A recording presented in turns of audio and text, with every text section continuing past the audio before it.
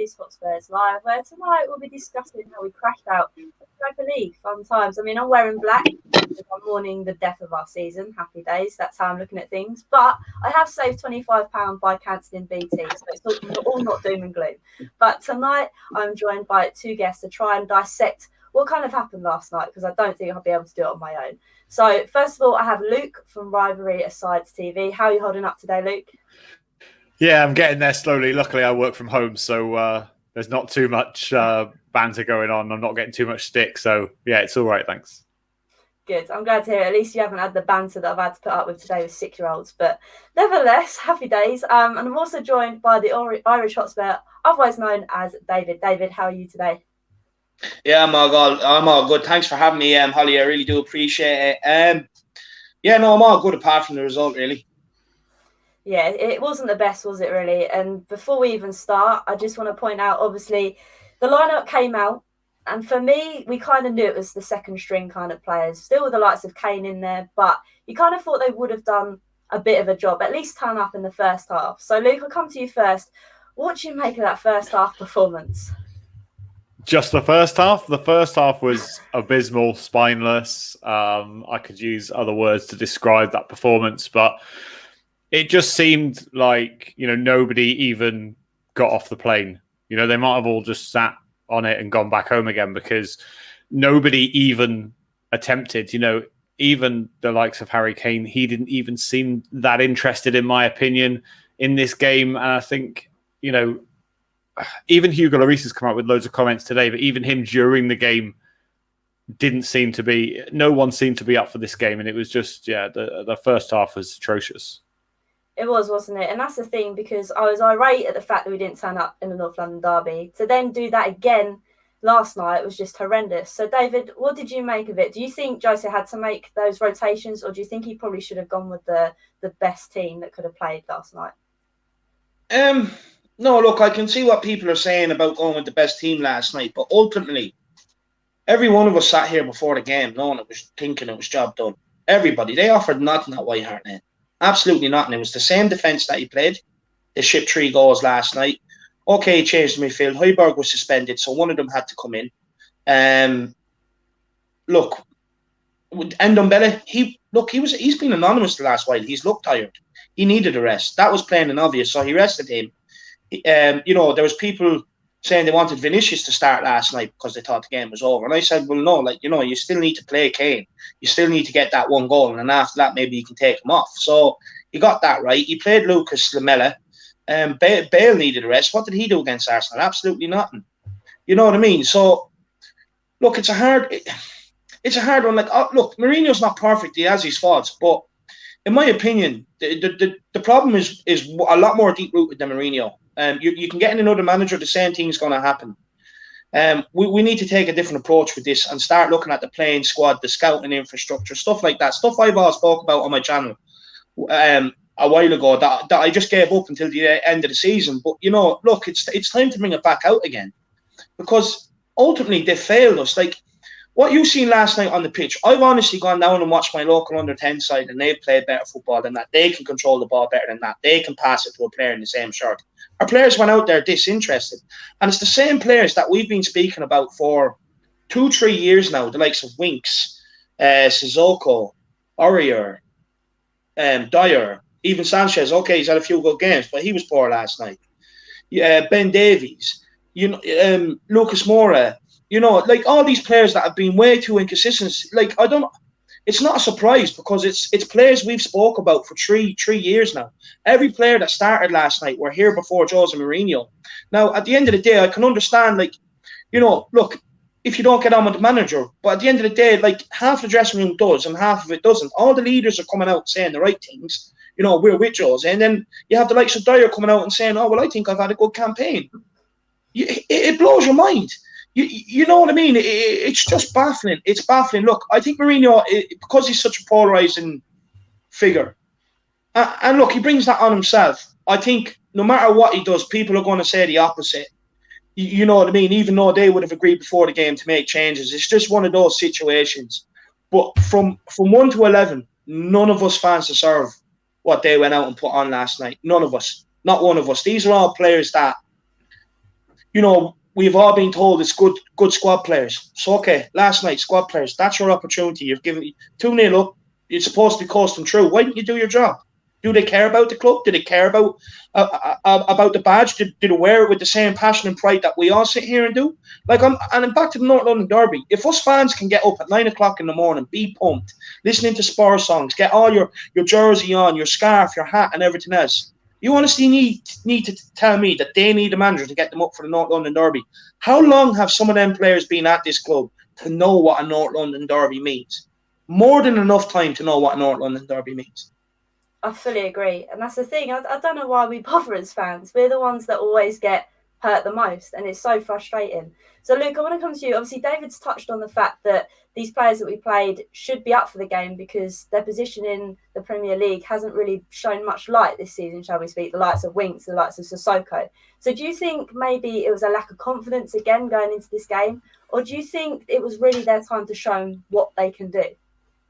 Well, you know, it's potentially a bit of both, right? So it's potentially that there is lack of confidence there, but also it is their time to shine. You know, if they want to break into that first 11, they want to, you know, the likes of Harry Winks, for example. You know, people have been saying that he should have gone to, I know, yeah. He should have gone to, you know, Villarreal or, you know, wherever was coming for him in the summer. And Jose said, no, he needs to stay. And under Pochettino, he did play well. But for him to step into a game like this and he has to show his worth and it's sideways, backwards passing, you know, against a side, you know, fair play to them. They pressed us high and they pressed us really well. But, you know, in terms of players being up for a game like this, you know, it shouldn't matter that the squad was rotated. It shouldn't matter that different players are coming in and playing with different players. You know, they train day in, day out, every day of the week together. So I just think it was a mentality problem. And that is something that I believed Jose was going to be able to fix. You know, he was going to be able to drive in that winning mentality, drive in that ability to, you know what, we can grind out a result in this game.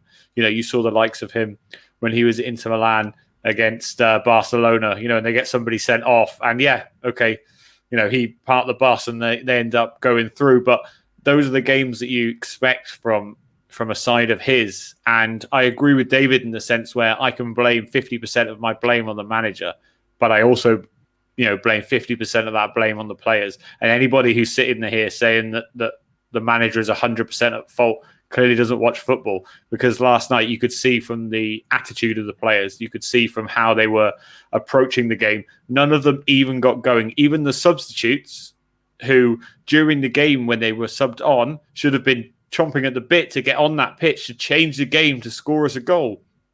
None of them seemed interested either. So there's a bigger problem than just that. And it all brings down to mentality again, which has been a problem at Spurs for a long time. And I don't know how different managers can't seem to be able to fix that. Maybe it is the hoodoo over Spurs, but I don't know how they can, you know, even new players can get that. Yet when it goes into a North London derby, which has lasted a lot longer than this hoodoo that's lived over Spurs, they couldn't get up for that. So, yeah, that's my rant over. No, I like it, Luke, because it does basically reiterate what we're all kind of feeling as Spurs fans. I mean, I just want to point out what Alan said. Do you think maybe that, David, the fact that players think they can get away with not showing up in games is because there's no fans in grounds? Look, honestly, it's just another excuse that's in their corner. We need to start taking them out of the corner and just saying, look, this is what we expect of you when you wear a badge. We all spend 80 to 100 quid on jerseys. We buy flags. Look at the flags. Look at all your stuff in the background, Hollie. We all put good money into this club. Fans or no fans, they should be motivated to go out and play for it. End of. Look, I do understand that, you know, they might miss the adrenaline of 60,000 people chanting their name. I get that. But ultimately, when they were growing up, did they play in front of fans? No. You know, most of their career, it's only about 10, 11 years that they spend in front of playing with fans. But they spend up until that time playing it with no fans. So it shouldn't be that much of a problem to them, to be honest with you. And, like, again, a UEFA Cup dangling, that should be more than enough for them to go out and put on a performance, fans or not. Trophies should be hungry enough. Harry Kane trains as hard as he does every day and lives the way he does to win trophies. Son is the same. You go to bigger players. You go to Ronaldo, Messi. They all do the same. They all work towards winning trophies. But ultimately, you know, if you can work as hard as you want, if you don't believe and you don't have it up here, you're never going to do it. The reason why, look, I agree with Luke. Josie, I did think Josie was going to come in and be able to change it. But ultimately, some of these players have had a few managers in charge now, both different ways of playing, both different philosophies, both different team talks, both different man managers, both different ways of training, complete opposites. But no matter what, it's just not happening. So, look, I'm of the opinion now that we can go down the route of just keep trying to bring in managers and cover the problem and not actually use that money that we're going to use to hire and fire managers to put into the squad and change the squad, change the mentality. At the end of the day, Klopp came into Liverpool, Pep came into City. Now, this whole notion that you have to work with what you have, yeah, obviously you do throughout the transfer window or when the transfer window is closed. But ultimately, when the transfer window is open, you do expect the board to bring you in the players you need. Like centre-back, which has cost us a lot of games this season. Now, that was an issue that should have been identified in the summer. They were looking at Skriniar. Hitcham was over in Milan trying to get the deal done. And then what happened? Couldn't get the deal done. Penny pinching. We ended up with Joe Rodon. Now, is that the manager's fault? No. He went to them and told them what he needs. Like Toby Alderweireld, he's old now. As good as he is, he can't play the amount of games he was getting through under Pochettino. It was evident last season as well when Jan Vertonghen was in beside him. It was evident that we needed to get in centre-backs. And they got in one. They got in Joe Rodon. It's not good enough. You need players that are ready to come in. You need players with a mentality, not a player that of Joe Rodon, right, I'm going to come in and I'm going to develop myself. You want players to come in and say, I'm here to deliver trophies. It's that mentality that's the problem, and it's not helped by the board. It's not helped by stuff surrounding the club. One man cannot change everything. He can do his best to do it, but ultimately, I think some of these players just do not have that mentality. And it's been proven against Arsenal and last night. They're too happy to be here. They don't care. 3 points doesn't mean enough for them. It does not mean enough for them. They're pulling out attackers. They're letting people run by them. You know what I mean? They're not running about some of them. You cannot put that on Jose Mourinho. That's up to them. At the end of the day, where does self-pride come into this? And say, I don't want to be shown not running around on TV. I don't want this on my record. I lost against Zagreb when we should be dominating and coming out of this. I don't want that. I want to come out here and represent myself well. You know what I mean? Look, even if it's not working, even if I don't like Jose and Jose doesn't like me, play my football so I can get my move in the summer. But what's going to happen is now we're going to be stuck with these players because any clubs that are looking at them to come in and improve their team, they're not going to look at these players to come in and improve their team. They're not, because they're going to say, well, they're not winners. Like, what are they going to do to improve my team? They're just going to be happy to be here. It's a major problem. That's the thing, because I know Phil here has said about Jose's principles and drills into the squad, the emphasis on errors and not making mistakes. I mean, okay, yeah, if you're going to tell someone you're making mistakes, but I'd rather be told I'm making a mistake rather than making one. And again, it goes back to this weak mentality. Players should own up for their mistakes and work on them, not hide behind and blame someone else like the likes of Dyer. So, Phil, I do get what you're saying, and I'm not going to discredit your comment just because I feel the opposite. But I just want to, it's nice to get people's opinions, but I just feel with players of this calibre, the wages they're on, they should be able to have the right mentality to be able to own up to their mistakes and improve from them. And just to add to that, sorry, Hollie, just to add to that, why it's on my mind. Like, we've seen tweets come out from Lamella, like, you know, oh, we're gonna show a reaction from the Arsenal game. Tottenham Tigers are turning up. You know what I mean? This sort of stuff. It's a load of bollocks. They didn't turn up last night. Like, this whole thing, this tweets, this, that, and the other. Do it on the pitch. Like, ultimately, they hid behind Poch when things went bad. Poch carried the can. Then they all came out in the press and had their say. Now they're hiding under Mourinho instead of coming out and saying, you know, look, I didn't play well last night. I went out there, I thought the job was done, I hold my hands up. No one apologised after North London Derby. No one's going to do it after last night. They're all going to hide behind Mourinho and let him take the flak in the press. But then again, the way Mourinho is, it wouldn't surprise me for him to say, look, you say nothing, I'll take the heat. You just make sure you go out now for the rest of the season and do your job. It's the sort of man he is. But at the end of the day, these players need to come out and speak up now. and speak up. Like, look, this the time of, like, Danny Rose done it. He was sacrificed. Lloris done it last night. He's not going to be sacrificed. But I want Kane to come out now. I want people to start coming out and addressing what's going on. Let us know whether it's the manager. If it's the manager, fair enough. But or let us know whether, be honest, come out and say, look, you know, there's some players here that are here taking this club for a ride. Come out and say it. Stop hiding behind people now. Exactly, and I do echo that, and that's the thing. But I feel like, a bit like Wayne said here, like, we've got a top-class manager. Don't get me wrong. I think, obviously, Sunday, I think he was part to blame, and I think in recent weeks he has been part to blame in some sense. But again, it's facts. We've got a mid-table squad and a board. Like, nothing will change until the top has changed. So, Luke, I want to come to you quickly. Obviously, we touched on slightly on the game last night, but I just want to get your thoughts on, obviously, Dele Alli. Now, Dele Alli has been a player that's kind of been on a touchy subject for me, in a sense that I still thought a move to PSG in the January transfer window probably would have done him well of good for not just him, but for us, as a change of scenery, reunite with Poch, all that stuff, confidence and things like that. And plus, it would put him in the shop window if we do decide to sell him at the end of the season.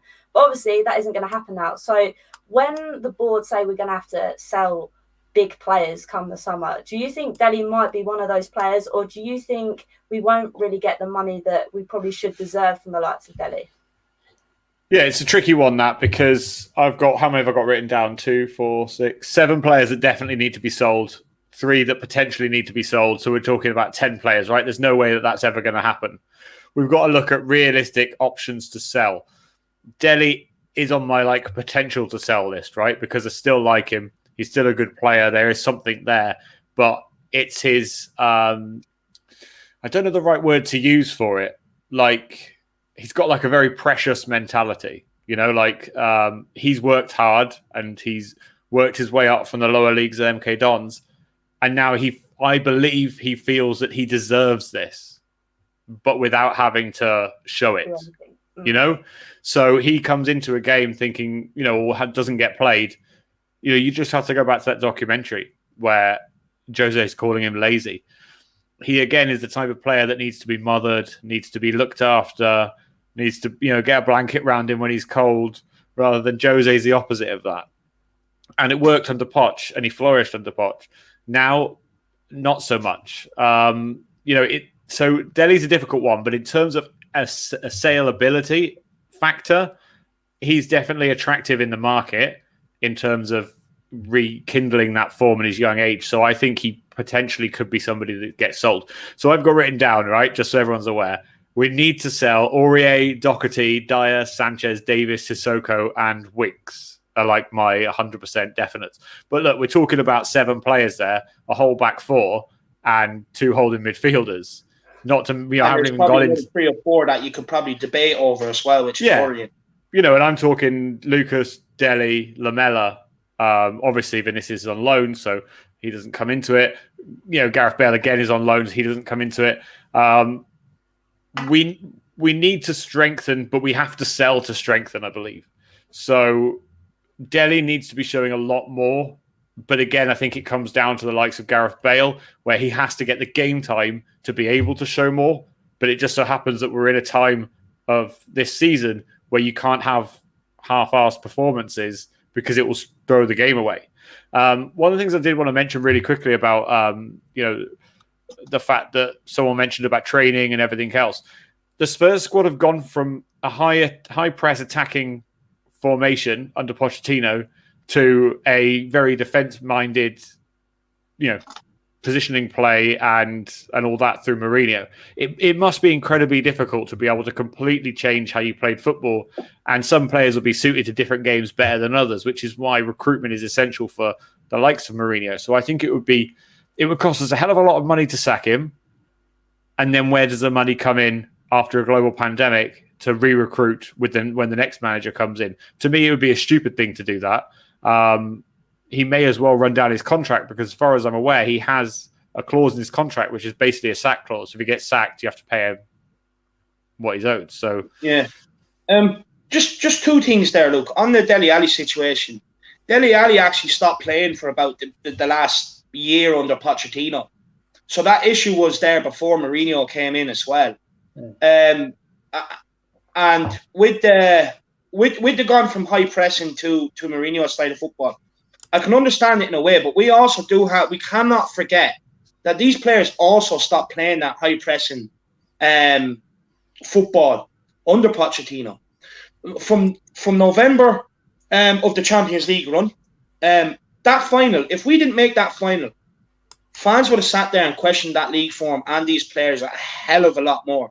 In a way, making that Champions League final probably cost Poch his job because the highlight was taken off the players. It was taken off the players, and that league run was poor. And if you take that league run, just if you take it from a season in context, from that November to the November of the following season, we would have got relegated with the amount of points we accumulated over that course of the year. So, you know, the players stopped pressing on the Poch. Now, my theory on it is that with Poch, we knew, right, during week you have to meet certain targets, this, that, and the other to be in contention for selection. Brilliant. But when they got to the Champions League final and didn't win anything, and they lost multiple FA Cup semi-finals, League Cup semi-finals, League Cup final, 2 league run-ins, I think they're starting to question, does this way work? They stopped playing that high intensity under Pochettino. But as well, the squad is getting old. They don't have it in them to keep playing that way. They just don't. The squad needs freshening. And then, like, so Mourinho might have seen that, come in and suited that around it to say, look, you know, they can't do the pressing game anymore. Like, it's important to remember that they did stop playing that way under Poch as well, a good year before he got sacked. And that's a good point you've raised, because I never kind of really looked at it at that point. We always look at the here and now rather than the previous, if that makes sense. So I'm glad you brought that up, David. I just want to highlight, obviously, on what Shepherd said. I mean, the one thing we haven't really said tonight is how well that Dynamo played, because let's not be honest, we all kind of knew that they wanted it more. They showed it. And the thing that's so frustrating for me, Luke, is the fact that we needed one goal, just one goal. That was it. So what do you make of it all? Do you think, again, it's this whole confidence thing? Do you just think the players have just had enough in terms of, I don't know, their mentality is just too weak? Or do you think they're falling out with Jose? Do you think the dressing room's gone? Or do you think, like we've seen in the Hugo interview, that he said that performance on the pitch just highlights what's going on at the club? Yeah, definitely. I think, first of all, you know, pay a little bit of respect to Dinamo Zagreb. You know, whoever this new manager is that's come in, whoever has been the tactician in this game, got it as perfect as you could ever get anything. He studied Spurs and realised that against Spurs, a high press with, you know, defending deep and then counter-attacking, effectively what we want to the way we want to play against us will do us, you know, the world of trouble. You know, there were players getting bullied off the ball, rushed off the ball. Every time we got the ball into the front 3 or 4, they were losing the ball, weren't able to make that through ball pass. They got it as perfect as you could get it. So, you know, total utter respect to them. The third goal, in my opinion, Aurier should just take the man down. He sticks a leg out behind him to try and block the ball. And as soon as he gets past him, he's got a free run at Sanchez and scores. But in terms of the players, it's tricky to know. They've always been up and down like this. You know, the game against Manchester United, we go 1-0 down and beat them 6-1.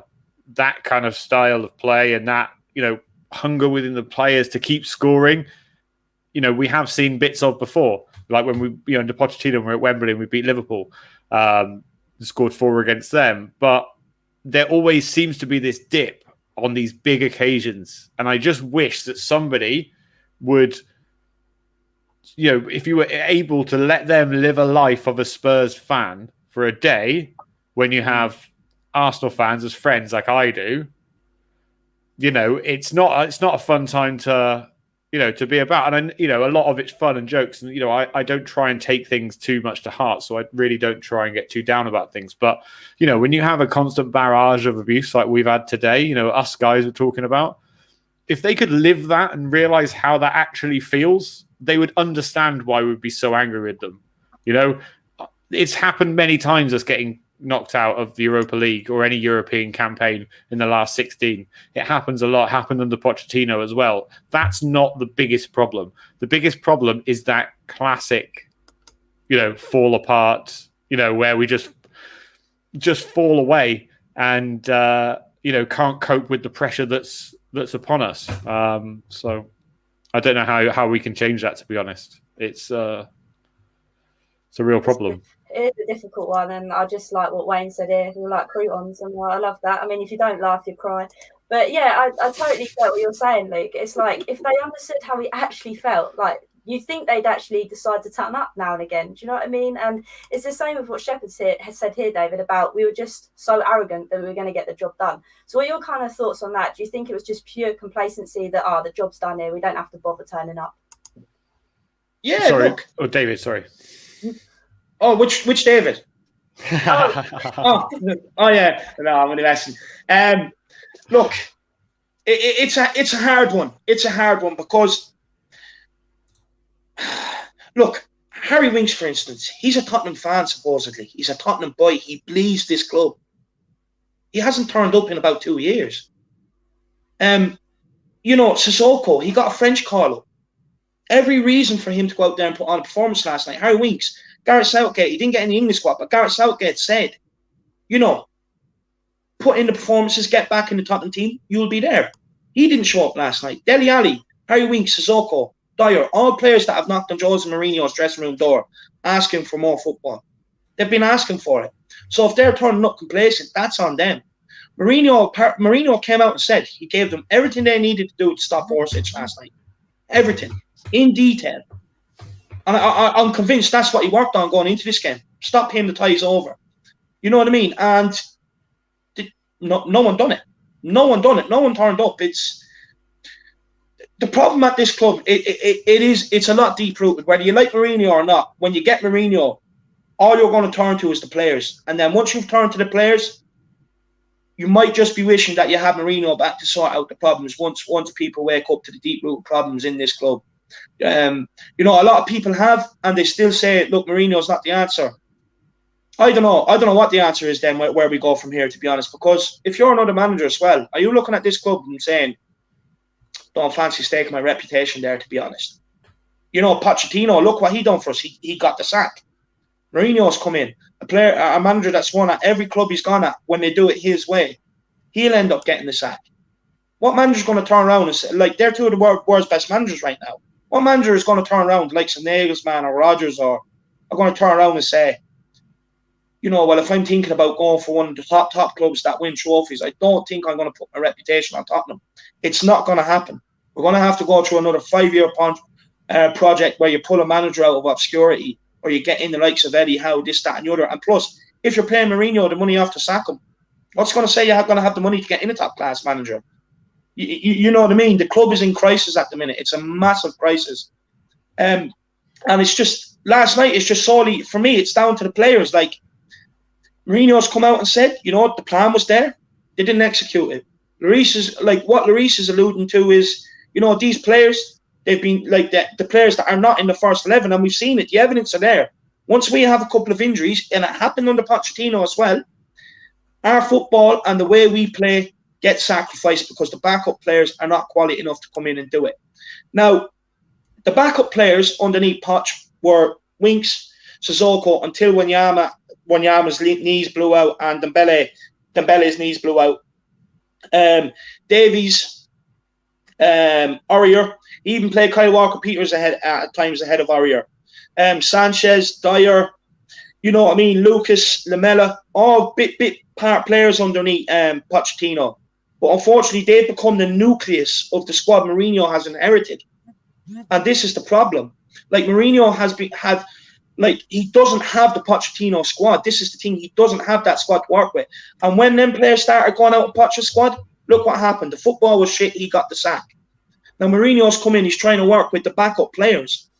And, like, if Poch couldn't get a tune out of them, I don't understand why people are expecting Mourinho to get a tune out of them. I argue the case that with the nucleus of the squad being based around Poch's backup players that he rarely used, is he doing a good job? On the face of that, you probably say, yeah. Like, you get in some, and what's as well about this, like, some games you see them pressing, some games you see them don't. But under Pochettino, when these players stop pressing, we've brought in players to try and help that game evolve, the likes of Reguilon, Ndombele, Gareth Bale to try and be more on the front foot, have more of a threat. We've done that, and that's why you're seeing some players press and some players not, and that's what I think. It's like you said, like Hugo came out as well. It's like there's individuals on the pitch as well. I think that's something he emulated to, in the sense that players come on and it's just disconjoined. And there's something else I want to talk to you, Luke, about. Obviously, David's kind of touched on, and I agree as well. Levy and Enick have just kind of left it to get stale. And that's the thing that really infuriates me. So if I was to say to you, Luke, this might be a bit of a big question, I might put you on the spot here. If you had the chance right now, how would you try and fix this mess? What would be your plan A, shall we say? I don't know. It's really tricky, right? So I hear a lot and see a lot of people on social media talking about the board needs to be changed and everything else. What everybody forgets is that we built probably one of the best stadiums in the country. And I'm not just talking about looks. I'm talking about how many working cogs there are that bring in financial gain to the football club, right? You've got a 10-year NFL contract.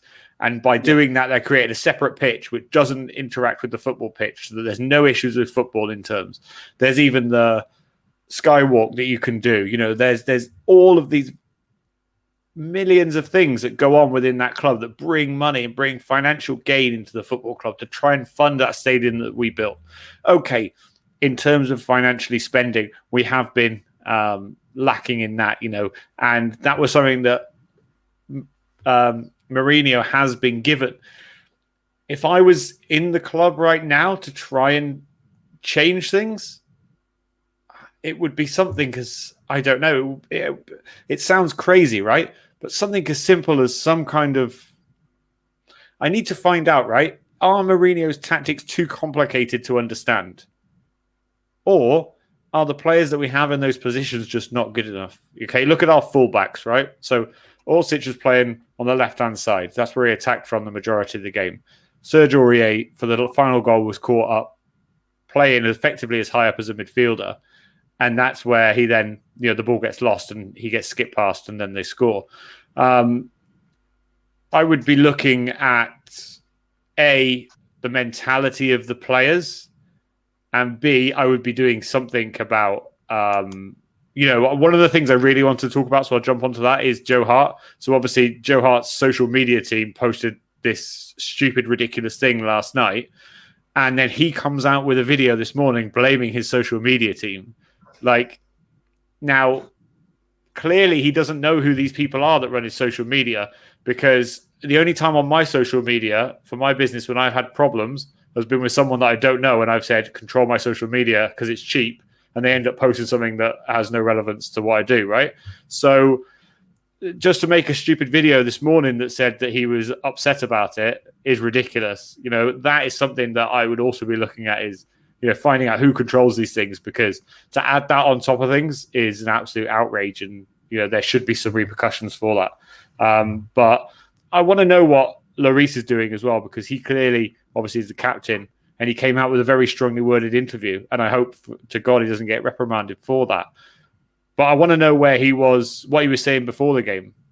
Do you know what I maybe would do to help with fans? Maybe create a dressing room camera that you can access, that you can watch before and after the games, because then there's no hiding. And that's the problem. It's, the players, we only see them on the pitch. I want to see them all the time. I want to see, if they were raging at each other after that game and there was, arguments and that, good. That's what I want to see. But I doubt it. I doubt that's what happened. I bet they all sat on their phones and they didn't talk to one another. And that's not good enough. I didn't really answer your question, but... That's all right. I like the tangent you went on anyway, so it's fine. But it's true what you said. The thing that gets me is that it looks like they don't care. And that's the most infuriating thing, because us as fans, like we've touched on tonight, we care too much, it seems. So, David, I'm going to try and throw it at you as well. What would be kind of the first thing you'd do? I feel like you're going to say get rid of Bennett, because I'm feeling that vibe as well. Look, first and foremost, I actually would like Enoch to maybe look at selling the club in a way. Look, business-wise, fantastic. I get football club, it has to be a business as well. But you can never forget why football was started. It was started to win things, represent the people of your area, to represent the people that support your club, and ultimately to win trophies. It's why footballers come into it, to win trophies. Well, most footballers, you hear the odd few that say, oh, well, I don't like football, but I went into it for money. But the people that love football go into it to win things, to be on the biggest stages, Champions League finals, World Cup finals, to win the big things. I just think, in terms of business, it's been brilliant, but they've completely forgotten about the football side of things. Completely forgotten about it. And this is the problem. And this is why we're arriving at this. You can have the best brand and the best business model you want, but you're never too big to go down if you don't get things sorted. Never too big to go down. Now, if they don't get things sorted and we do go down a path of bringing in and out managers, now Arsenal have been doing that since Wenger's gone. Now, their club is completely demised. And I'm not having a jibe at them. I'm just talking about compared to where they were when I grew up watching football. Now, we're only 2 years into that process. So we're about 3-4 years behind them. Now, and we're only above them. You probably say par. So if we go through another 3-4 years to get this right and try and get it sorted, where could we be by then? And that's the scary thing. For me, a lot of people think Daniel Levy's the issue. I firmly look, in a way, he is, but he's also paid big money to take the attention off Enoch. He does that. I'm aware that Daniel Levy does have a stake in Enoch as well, but for me, I think now that they've got the stadium and the training ground, I think maybe in a year or two, they probably might look at selling up, maybe. Compared to what they bought the club for, compared to what they're going to sell it for, it is going to be astronomical profit. They're an investment firm. Maybe you could argue that was probably always their goal. Are they going to be here long term? I don't think so, especially if they don't get the pitch side sorted out. But what I was listening to an interesting podcast the other day, and it was Ian Holloway, and he was saying, look, you can't have managers like you did before, like Fergie and Wenger, where they ran everything, because the money side is too big for them to keep track of. But he said what modern football needs is the manager to have someone on the football side of things that he can trust, that he says, I want this player, and that's the player they're going to try and get for you. Someone that when the final decision comes and is making that decision on transfer, he is saying, well, look, this is what Jose wants, and we're going to make this happen, and this is what happens. Not bring in 2-3 players for the same price, try and fill 2-3 gaps and see if it works out, because that's why we are at where we're at now, and it's a major problem. You could even argue under Poch. We've only ever had a first 11 for probably the last 7-8 years. After that, when you start bringing in these players, things go downhill. Yeah, I agree. It's just a tricky one, isn't it? Obviously, I think we've tried to sign a director of football, and it hasn't really added anything, if that makes sense. Do you know what I mean? Your man Campos is out there floating around at the minute, and he's good friends with Mourinho. Maybe do that for the summer and see how that works out. But if you're going to do that, you do have to have a long-term plan under Jose. You can't bring in your man Campos and then sack Jose after a year or 6 months down the line, because I'll be an uproar, fans will go uproar. What you need to do is, in the summer, just identify what you want to do and back it. The most important thing is back it. If a manager says he wants this, give him that. That's the thing. And I think that's the thing that it just infuriates all of us. The likes of, we nearly get, I think someone mentioned it earlier, obviously we were after Ruben Diaz and Bruno Fernandes. Instead we get Lo Celso. Do you know what I mean? It's one or the other. Like, we never go for the big bucks. We always just, let's save ourselves, say 5 million, 10 million, just to get the cheaper player in, so to speak. So it is very infuriating. Luke, I just want to touch on you quickly. So obviously we spoke about what we do, obviously, and things like that. But in terms of the summer coming, we know we're strapped on cash, so to speak. Now, this is going to be a very difficult question. If Kane is to leave, where do you think his ideal place would be? And if that is the case, what does that make for Tottenham? I think he would go to Man United, personally, because of the reputation of the club. The fact that he could become effectively a club legend there. He could win major trophies with Man United, especially when they are on the cusp of rebuilding themselves from the fallout of Alex Ferguson. What was your second question? Oh, I can't remember. What did I say? What do you think that makes for us? Do you think, obviously, we saw when we sold Bale, the money was spent wrongly. Do you feel that might happen again if we sold Kane? It's tricky, isn't it? Because you're never going to get a player of Kane's ability, right? What are you looking at? Haaland, Mbappe, players like that effectively we couldn't afford in wages and wouldn't come. Kane is a special talent. Now, there's still no indicators that suggest that he will leave, but if he left now, I genuinely wouldn't blame him, to be honest. We've given him he's given us enough time to try and be able to do it. And even though I didn't look that interested last night, how can he look interested? I saw him playing on the left wing last night, and then he crossed the ball in, and he should have been the one on the end of that cross, and he can't cross it and then score himself. It's just not possible. In terms of where that leaves us, I believe with the likes of Son, we only need a good centre forward. So we would need a league proven centre forward. I would go and probably buy Danny Ings. He's injury prone, but I would probably go and buy Danny Ings for 45 million, leave us with about 100 million. On my 150 million pound valuation. Then I would be looking at the likes of, I don't want it all spent and just thrown at all the players in one go. So I'd go and buy Danny Ings, buy a centre back. I couldn't name you one right now. And then potentially go and buy the likes of Max Aarons at right back and then see where that takes us. The problem that with the Bale money is we spent all of it on... When you buy in 7, 8, 9 players and they're all first team starters, what does that do to the squad mentality again? And this is the thing we need to change. The first thing I would be doing at the club, going back to that, is bringing in some kind of psychologist, some kind of, brain expert of some kind, whatever that is, to be able to get to the deep-rooted problem that lives within them. Because, you talked to David about Arsenal and the fact that they have sacked a few managers since Arsene Wenger left, and they are below us in the league. But I tell you what, in terms of European competitions, they do have the right mentality. They made it to Europa League final a few seasons ago when we got to the Champions League final. Okay, they lost to Chelsea. But they could very easily, with the draw they've been given, get to another one. I tell you what, if they win the Europa League, I'm just turning the lights off and never turn them back on again. I'm going radio silent. That's me done. Yeah, that's it. Just turn all your lights off and stay there. Leave. Go on, carry on. Sorry, I was going to say I have a question for the two of you, actually.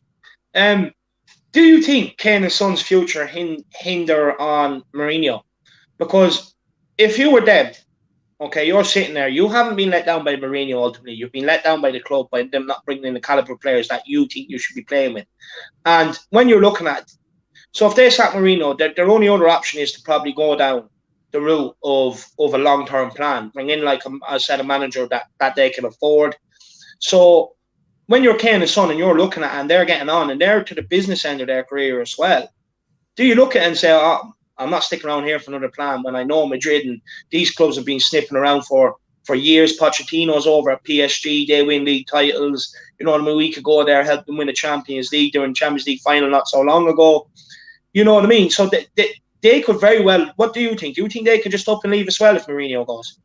I think it definitely plays a factor. Don't get me wrong. I don't think I can sit through, say, another rebuild, if that makes sense. We've done it once. It didn't work. We didn't get rid of the stuff we should have done. And now we're back to square one with someone that has potentially done it everywhere. Now, don't get me wrong. He's got his faults. We've already highlighted that tonight. But I think it would, because like you said, Kane's towards the end of his career now. And I think this season was really the season to be like, right, okay, we've got someone in that's done it. I believe in him taking me where to is. Because I'm being real right now. I think he has taken Kane up because we've seen it in his game. Yeah. He now does those amazing balls. He puts crosses in, but we just haven't got the right caliber to be able to get on the end of it. So if Jose goes, I think it'll definitely be a factor to Harry Kane's leaving. But to be honest with you, the amount of crap he's put up with the last couple of seasons in his career, I wouldn't blame him for leaving if that was another thing to add to it. So Luke, what's your opinion on it? Yeah, I think you're right in terms of, he said in the documentary, didn't he? Like, you stick with me and I'll transform you into a world-class player, whatever it was. I think he has done that. And I think he's seen that Kane potentially doesn't have that turn of pace. Centre-backs are getting quicker and he still can, but you don't see it as often, burst past a player. But he's effectively turned him into a player who can play two positions. He can play behind the striker and he can play the striker. And for us, he plays both positions in the same game. One of my favorite things from Harry Kane is to see him drop back, ping the ball out wide, and then go and meet that cross in the middle of the box. He assists the assist and scores the goal. It's madness. So I really wouldn't blame him. If I was Harry Kane, though, and, we do know that he does love Spurs, I would be taking this into my own hands and taking a trip to, or organising a meeting with Daniel Levy and Jose Mourinho and saying, I need players that can play with me at that highest level that can propel us into the places where I want to be and Spurs want to be. If you cannot provide me that by, in X time frame, then I'm gone. And, put me up for transfer. If 150 million bid comes in, I want it to be mutual. I want you to respect that, but I need that from you. But again, the likelihood of something like that happening is unlikely. But he's in the power position. It's all about who's in the best position, right? Harry Kane is in the power position, not Daniel Levy, not Jose Mourinho. Harry Kane is the player that the fans love and is the player who plays at the best level. So he's in effectively the power position, which means he has all the negotiation power. But my only concern with that is that, look, I 100%, I think you're right. I think Kane, I would love for him to go and do that. I really would. But he's probably sitting at it looking like, well, why would I do that? Because I'm not being funny. Like, I'm going to see what the club does. Like, they know my intentions. They know what I've already told them. I'm going to see what they do. And because ultimately, he has a family to look after now as well. He's popping out kids left, right, and centre the last couple of years. So, he has if he leaves Tottenham, he's probably going to double his wages effectively, I'd say. So he also has to take that into account. So on that basis, I don't think us fans would be enough to make him go to Levy to say, look, this is the situation. I really don't. I think. But that's the biggest problem in football, though, isn't it? There aren't those players anymore that really, if he really, really wanted to be at Spurs, as in, this is where he wanted to see out the rest of his career, if he could win something, and he wanted to help them achieve that, he would go down as a club legend, right? But if he wants that, he has to take things into his own hands. And I agree with you, it's a completely crazy scenario, and he probably doesn't realise the position that he's in terms of that. It's only once you kind of analyse. Exactly. But sometimes in life, you've got to take what you want. Yeah, and you've got. Look, it's not like you going into work and saying, "I need a promotion," right? But if you're going into work and you're the best, salesperson, let's say, in that team, you're the one that's driving all the money into the business. You're the person who's driving all the new business in, all the revenue, etc. If you go to your boss and you say, I need more money or I'm leaving, they're not always going to sack you. And like, for example, they're never just going to get rid of Harry Kane, right? That's why he's in that such powerful position. But I agree. I'm just on a bit of a tangent. It's incredibly unlikely. But that's part of the problem, right? We need people who have the balls to be able to just do it and to step up. He should have, Lloris, you saw at one point Dyer was going mad for no reason, yet I think it was for the second goal, yet his swing at the ball that led to it going through was the problem. You can't shout at people after the problem. We need somebody last night grabbing players by the shirt. And, even if it meant delaying the kickoff by 30 seconds and everybody getting together and somebody saying, this is it, this is the moment or we're out. And nobody did that. And so it's a really tricky one, isn't it? At the end of the day, they get paid a lot of money. And as you say, Harry Kane will go to a big club and earn even more money and he'll never have a problem with, with struggling by. So it's difficult to tell him what to do now, isn't it? I totally agree. And this is another point I want to kind of throw out to you guys. Obviously, I doubt he's going to win anything with Tottenham in the near future, so to speak. I mean, who knows what next season holds. But I feel if he was to leave, I think it will be a Premier League team, just because I think he's after that, obviously, total goal tally in the Prem. Do you think if he goes off and wins something, he'll come back to Tottenham? Do you think that's definitely would be his A plan if he was to move? Throw it out to either of you. look, to be honest with you, I wouldn't rule out Bayern Munich either. Lewandowski's is not getting any younger. Harry Kane could come in there, do a job for them for 4 or 5 years, go and clean up, win everything. Because I'm not being funny, I don't see anybody challenging them right now. They're the best. They're the best around, from 1 to 11, and even up beyond that. No matter who they bring in, they come in, they do the exact same job, offer the exact same thing.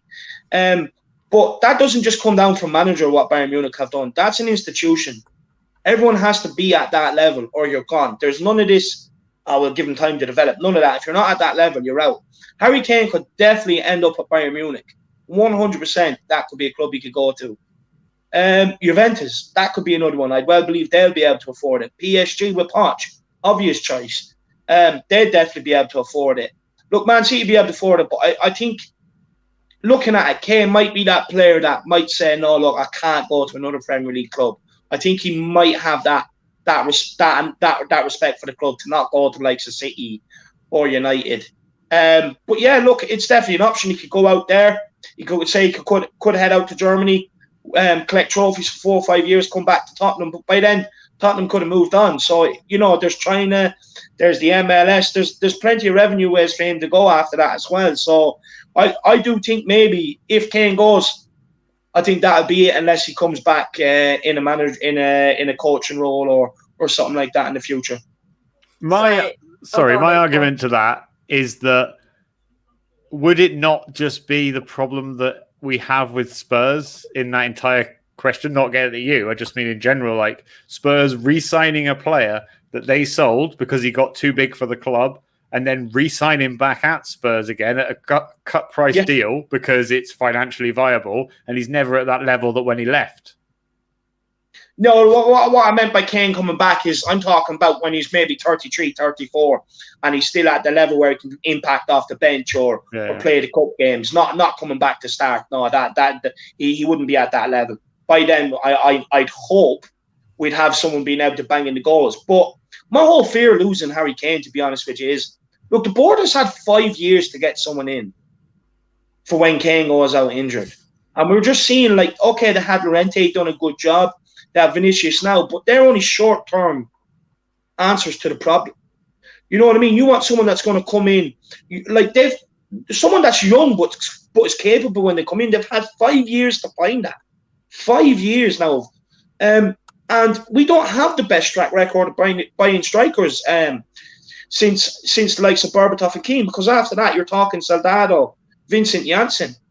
I don't trust this board to go and get us a striker. I do not trust this board to go and get me a striker to score goals. I don't. Look at the players who signed, as you say, Pavlyuchenko, Soldado, Vincent Janssen, Darren Bent. We could name as many, and then how many can we name that were like, as good or as prolific as Harry Kane? It's and do you know what the thing is? Harry Kane brought that on himself. He brought himself into that forefront. He was loaned out, with Jamie Vardy. He was on the bench with Jamie Vardy at Leicester in a game where both of them were sat on the bench. Both of those two players brought themselves from nothing to something, and it's their hard work and their ability. So we don't have that time to do that. And so, as you say, who do we really bring in? It has to be somebody proven in the Premier League. Has to be somebody proven that can do it week in, week out. I couldn't name you maybe one striker that we could get for less than what we have to pay him that we could afford as well in wages. But just to add to that as well about signing and re-signing players, it goes longer than that. Don't forget, we sold Robbie Keane, couldn't get an answer, re-signed him.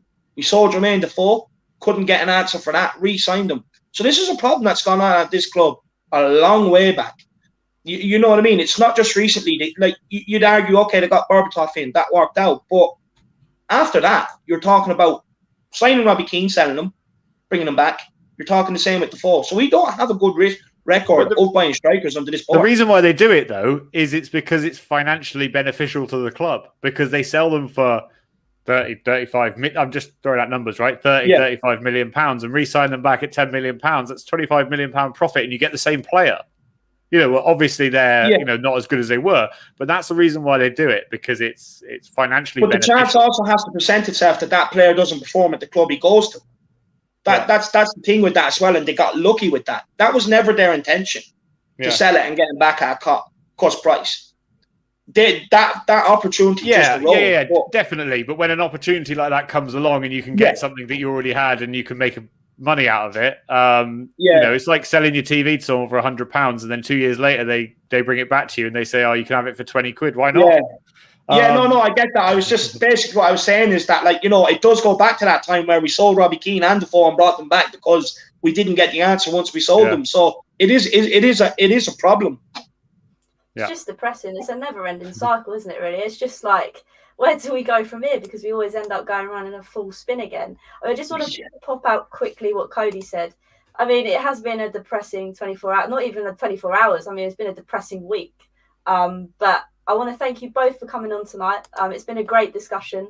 You've been great guests. So I want to say thank you first to Luke for joining me tonight. Where can everybody kind of find your content, Luke? So everyone can just follow us at Rivalry Aside TV. We've got loads of different shows, not just Spurs shows. Different fans doing different shows all the time. But I really want you to hit your 1,000 subscribers and beyond. So before they go and do that, just go and subscribe to this channel if you're watching it as well. Definitely subscribe to ours because we've got a hell of a lot less. It's been an absolute pleasure. And I just want to say on a positive note that, as I was saying before the show, this only pushes Spurs into a different direction now. It now gives us all impetus on achieving that top four and that Carabao Cup final. If one of those can come off this season, I wouldn't say this was the worst season of all time. No, I agree.